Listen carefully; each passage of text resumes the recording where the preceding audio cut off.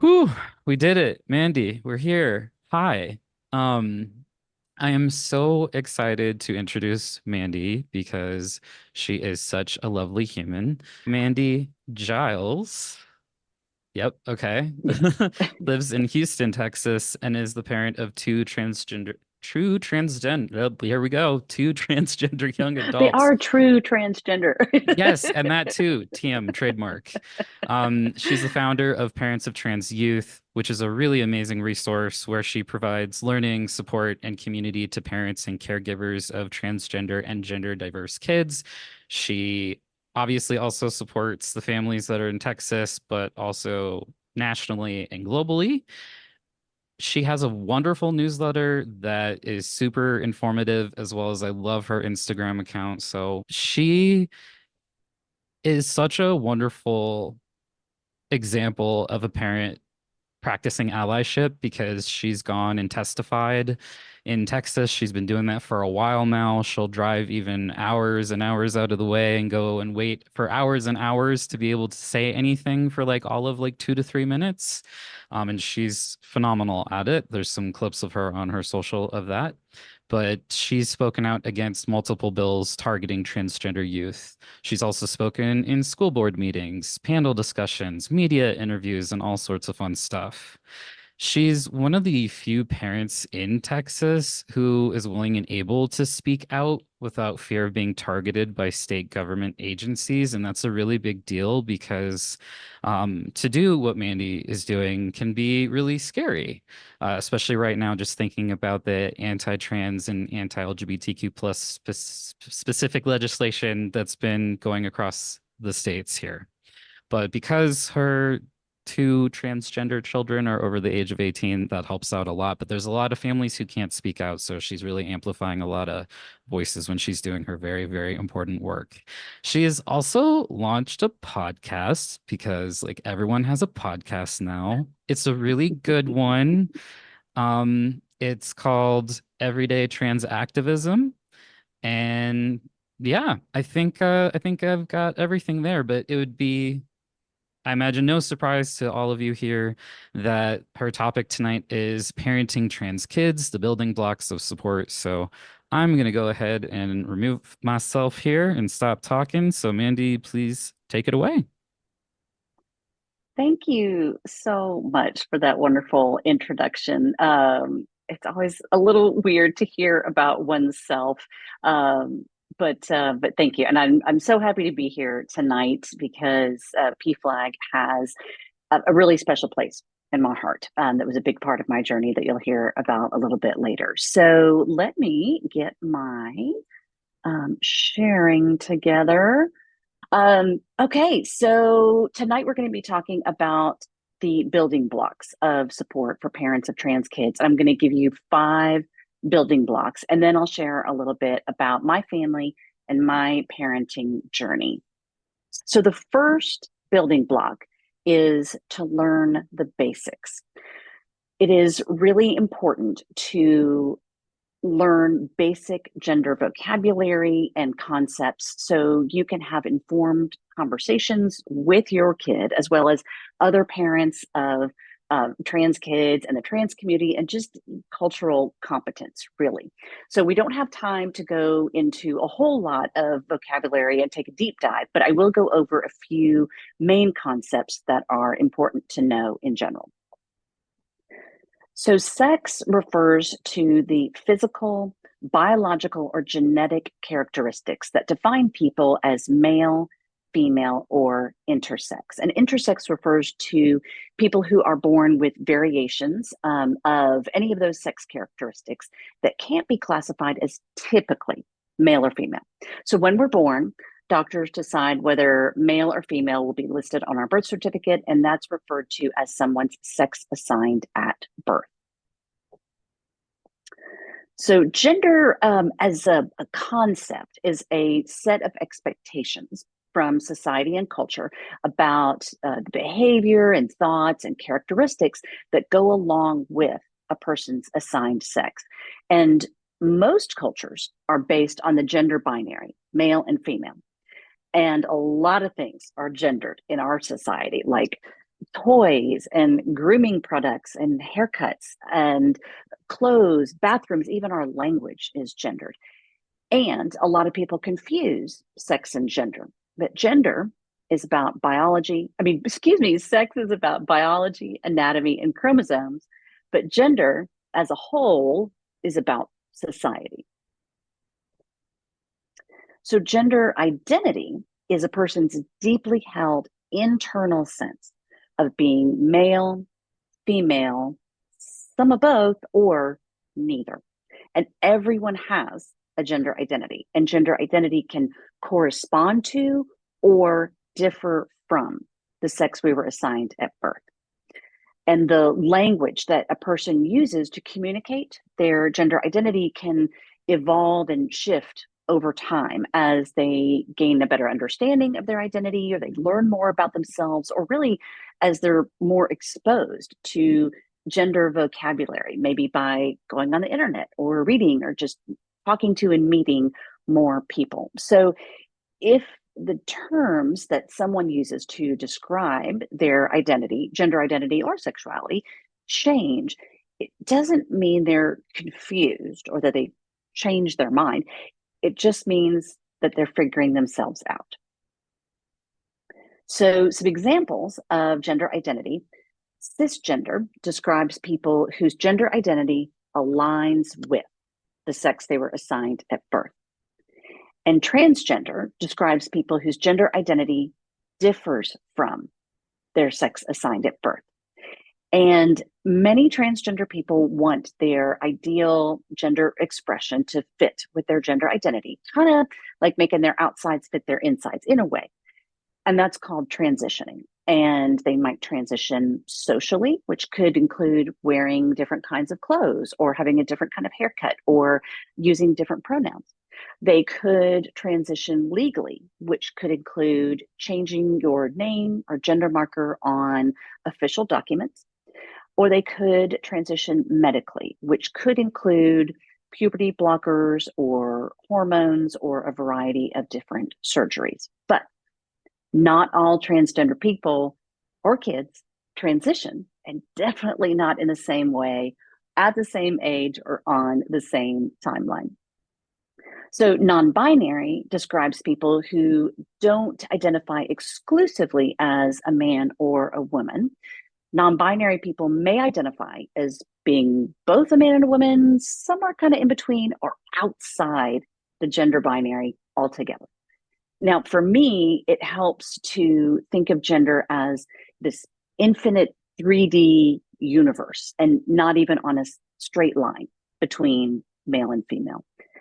Now, many, but not all, non binary people use they, them pronouns instead of he, him, or she, her, or maybe a variety of all of the above. So I know that sometimes it can be hard to use they, them pronouns for someone at first, but with practice, you can get it. Now, gender expression describes the way that we outwardly express our gender, which can include physical appearance or clothing or hairstyles. It can even include behavior and mannerisms. This is our public or our social gender. So if gender identity is invisible, it's on the inside, then gender expression is visible to other people, it's on the outside. And everyone has a gender expression. So for a lot of people, their sex, gender identity, and gender expression are all the same, or they align. But not everyone's does. Maybe someone's sex assigned at birth is male, and their gender identity might be non-binary, and their gender expression might be more feminine or femme. And so those might seem like they maybe don't all align to you, but they're all valid parts of a person, even if they're different. So for that person, they do fit together. Sexual orientation or attraction is who we are physically, emotionally, or romantically attracted to. And if gender is personal, then sexual orientation is interpersonal. It's between people. And I'm not going to go into a whole lot of examples of sexual orientation. I just wanted to mention it because it's kind of a cousin, in a way, of the same family as a lot of the gender concepts and the concepts of self. I do want to talk about the word queer. This is a gender identity or a sexual orientation that doesn't conform to society's gender norms or sexual norms. It's kind of a general term.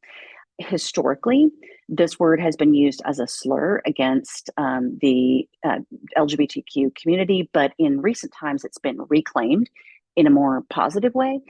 And it's often used as an umbrella term, like a lot of people might say the queer community or queer youth, but some people identify individually as queer.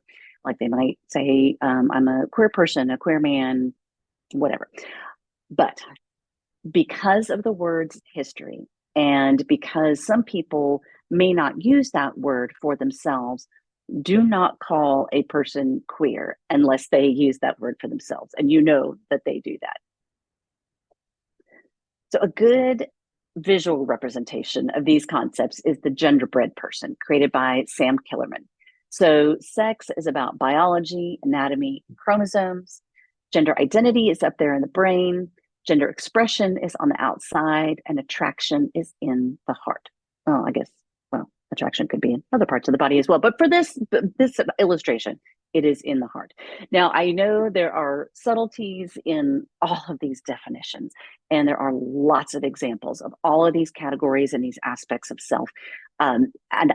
We just don't have time to go into all of those. I go into much greater detail in my online course if you're interested, and I'll give you information about that. All right, so the next building block is know the why. So why is it so important to support trans youth in particular? Why are we even talking about this? Why am I here tonight? Because it is life-saving to create safe and supportive spaces for them at home, at school, and out in the world. Because things are rough out there for trans kids. The anxiety and depression rates of queer and trans youth are significantly higher than the general youth population, 2 to 3 times higher. And trans and non-binary youth have suicidal ideations close to 3 times the rate of the general youth population, and attempt suicide at more than double the rate of all youth.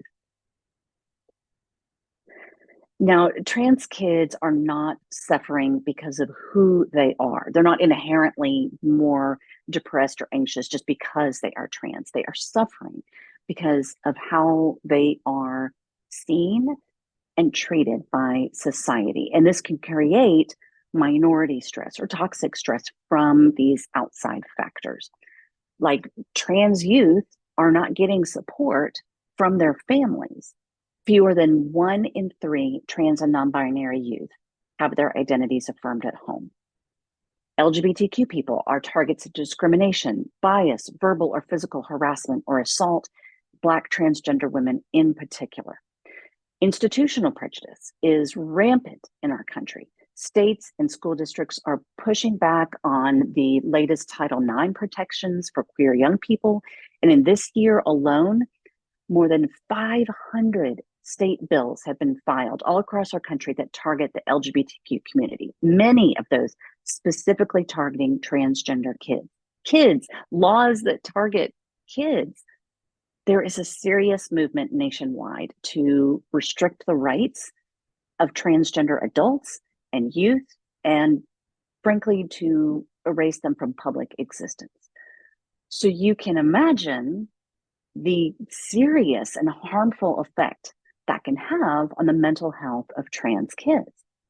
But here's the good news. That LGBTQ young people who have access to affirming homes and schools, online spaces, and community events report lower rates of attempting suicide compared to those who don't have those spaces.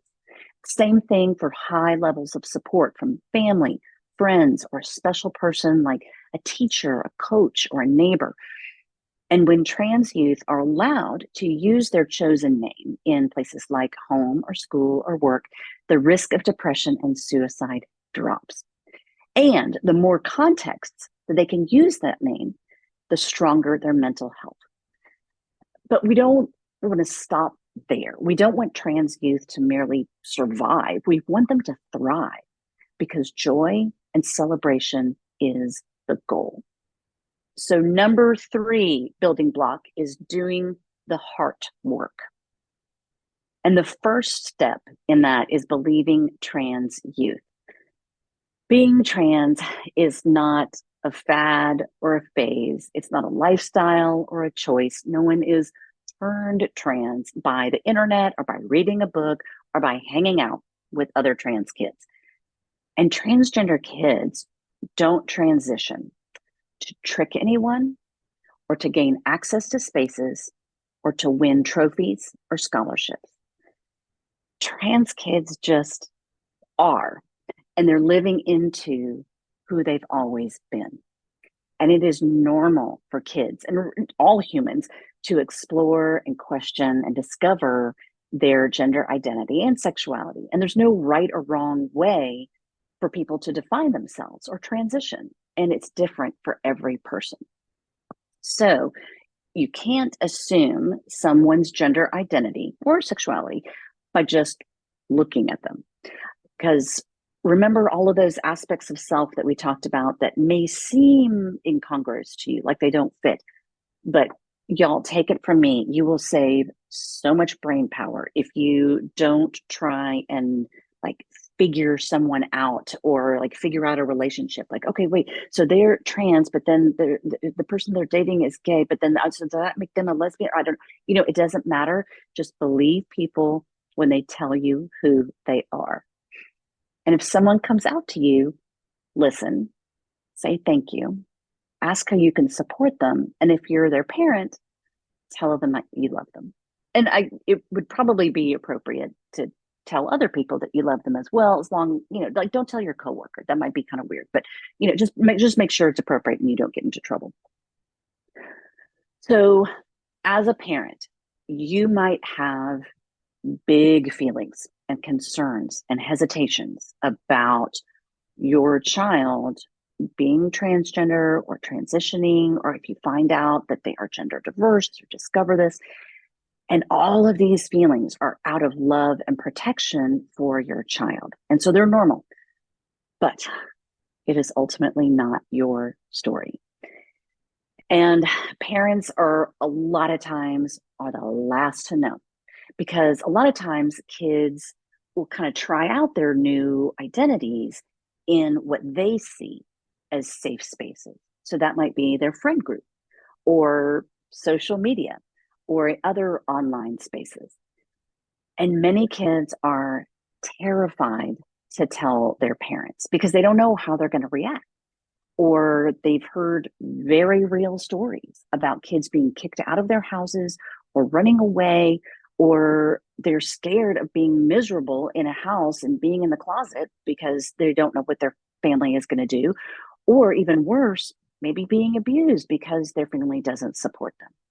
So your job is to love on your kid really hard, follow their lead, and support them in their decisions. 4th building block, use your words.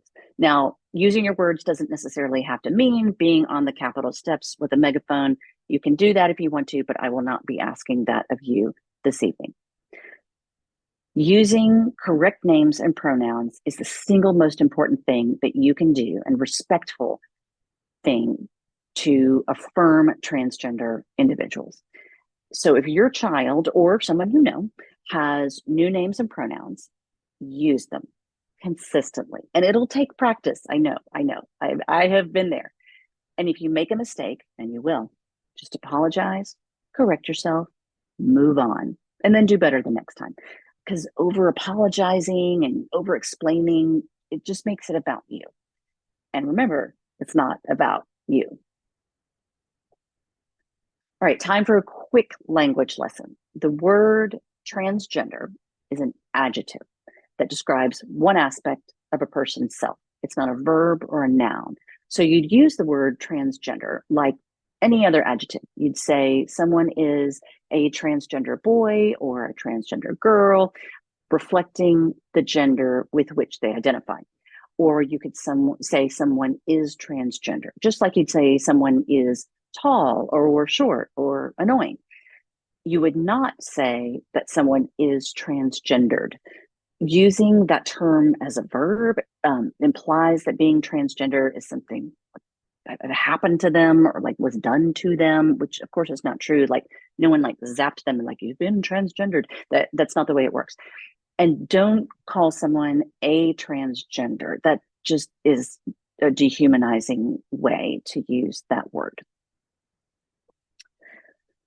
A word about disclosure.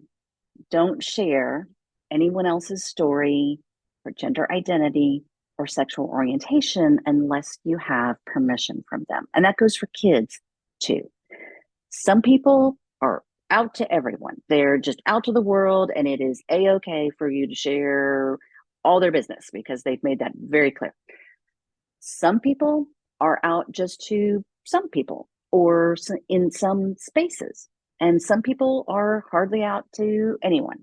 And that's okay because really, gender identity and sexuality are private and nobody's business.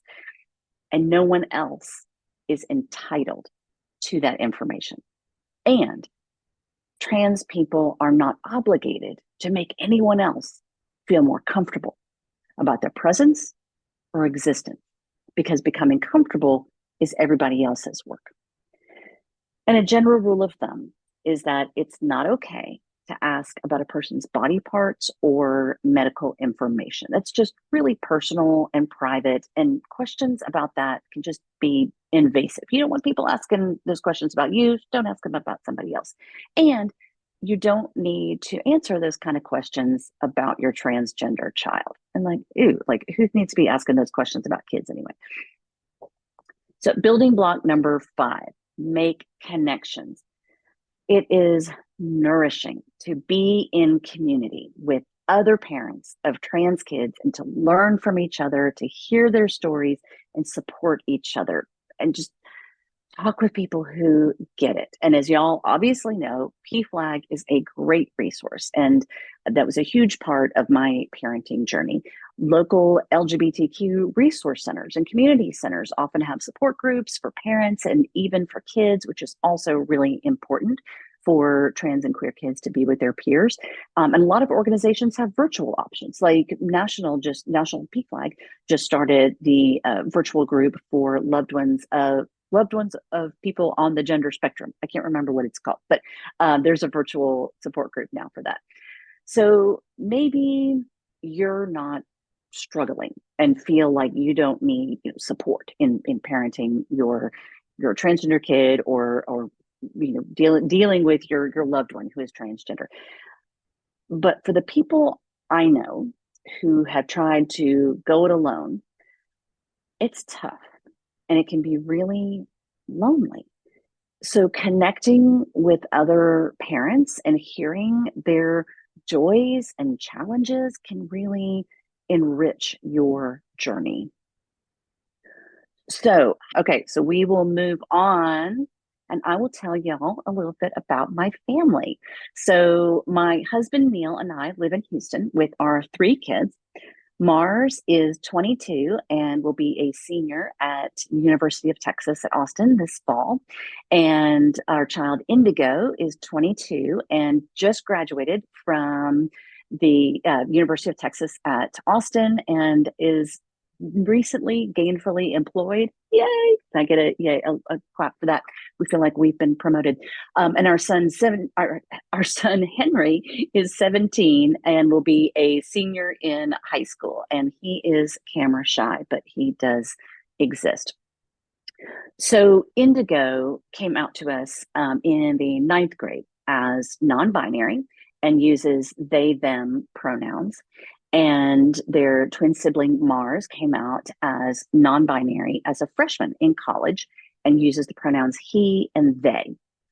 So when Indy and Mars each came out, and they had several iterations of coming out to us, we told them each time that we loved them unconditionally and that we were proud of them for figuring out who they are, which is pretty awesome, and that we would support them in whatever way we could. And it was still really confusing. And it was hard for me at first because I had no knowledge of gender diversity at all. And Indigo was really the first transgender person that I'd met that I knew of. So I went through a lot of emotions and fear and doubt and some grief. But I got support from organizations like PFLAG. It was so important to me. I educated myself. And over the years, I have built up a huge nationwide network at this point of other parents of transgender kids, as well as transgender adults and advocates and experts in this sphere. And I have learned that it is totally normal to have all of these emotions, but it's important to do that processing away from your kids, which is why groups like PFLAG are really, really helpful. There have been challenges in our family, just like all families with transgender kids, but our family also has lots of great moments, like when Indigo's name change became legal and official and we celebrated, or when I took Mars clothes shopping in the men's department at Target and they loved the way that they felt and looked in men's clothes. So in our family, we have lots of love and laughter and hope and celebration because we have happy, healthy kids who know who they are and they have the freedom and the support to live fully into their identities. So now you have the building blocks of support for parenting trans kids. And if you have those, you will be okay. So, oh, y'all, we barely scratched the surface about parenting trans kids. So, if you are interested in learning more about supporting trans and non binary and gender diverse youth, go to my website. The information on all my programs, plus links to my socials, are on there. And I post tons of educational content on social media. I try to make some of them funny, just to, a little levity. I have the podcast that Charlie had mentioned earlier about everyday trans activism. I have guests talking about working for trans rights and trans equality, which has been such a wonderful journey. I love those conversations. I host online events, do lots of speaking, all that kind of good stuff. And if you want to take a deeper dive into parenting your trans kiddo, you might find my online course or direct parent support helpful to you. Well, thank you so much, Mandy. Super appreciate you being here. As mentioned, I'm gonna go ahead and stop the recording.